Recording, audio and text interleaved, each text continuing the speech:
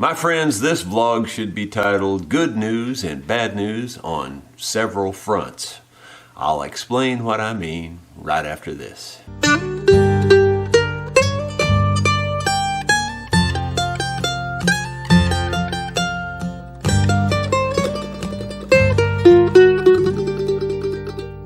Hello my friends, Jerry Rosa here in the Rosa Stringworks workshop. It is Wednesday, May 10th, and of course that means Cash will be here this afternoon for his guitar lesson. He's making good progress, and one of these days we'll do another little mini concert for you. What do I mean by good news, bad news? Well, I'll start with the not so bad. The good news is that the fiber optic people were here last week and did my site survey. The bad news is I haven't heard from them since. The good news is that I made some progress on my sawmill with the quarter saw attachment yesterday. The bad news is I didn't make a lot of progress.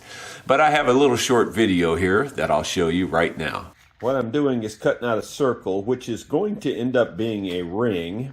And then I'm going to cut out another circle also. And it's a complicated way I'm going to attach the log. But I don't know any other good way to do it that would be solid. I'll have to show you what that's going to look like later. A good part of yesterday was spent making this little tool right here, which is a circle cutter for my plasma cutter. I'll show you that in detail at my desk. Well, you saw the clip there of the circle that I was cutting out, and I started to buy a circle cutter attachment for my plasma cutter, but then I decided to just make my own. There's really not much to them.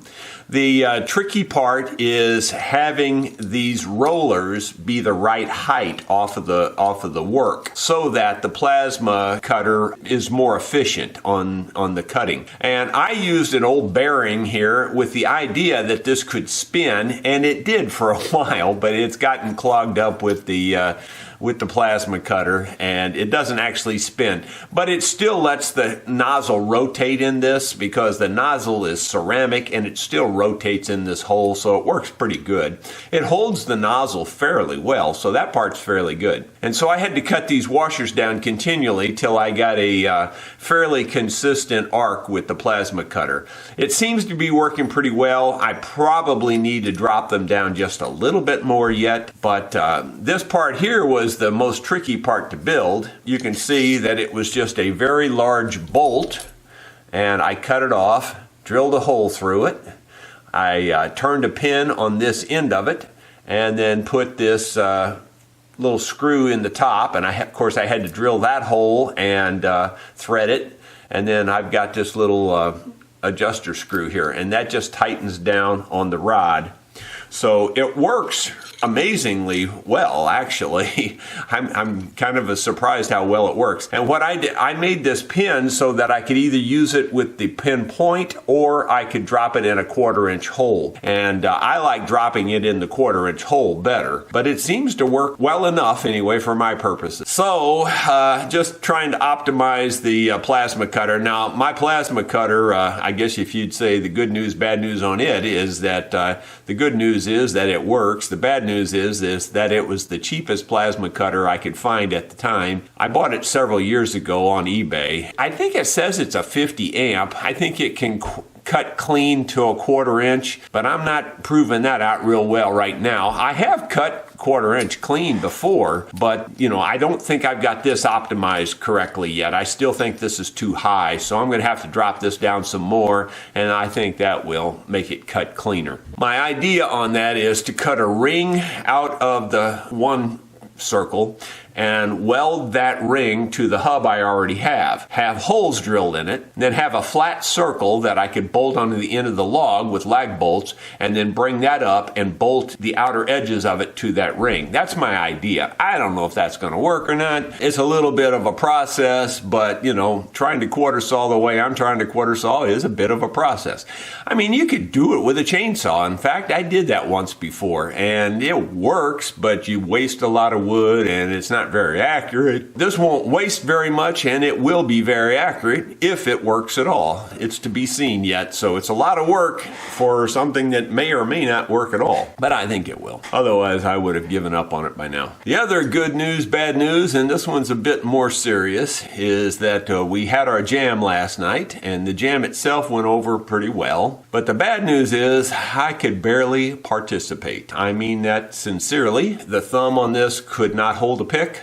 I could hold the pick, but the pain was so great that I couldn't hold a pick. And it literally almost brought tears to my eyes. It hurt that bad.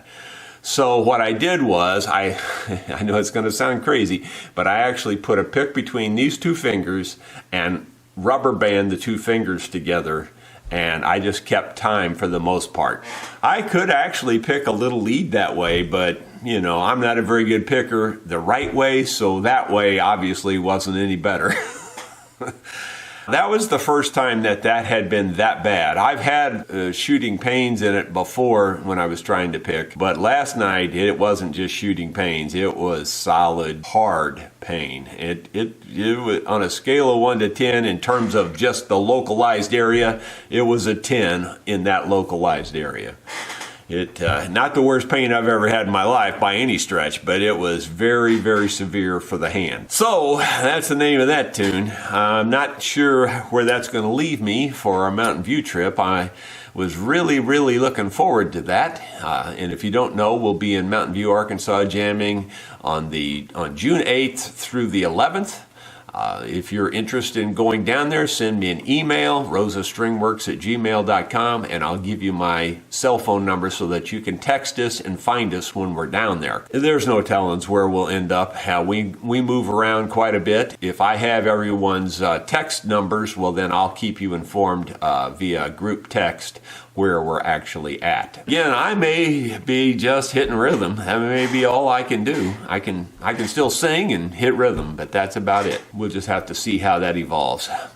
I forgot to vibrate my hand before we went last night. Well, it wasn't that I forgot. I didn't have time to vibrate it because I worked on this and cutting out that circle up to that moment when I had to leave. When I got home, I did vibrate it for quite a long time, and that seemed to help. And I don't have any specific pain at the moment, but then again, I'm not using it either. So we'll just have to wait and see how that goes. And for fun, I thought I'd throw in a little bit of Purple Martin video footage that I thought you might find interesting to see the martins sitting on their gourd houses.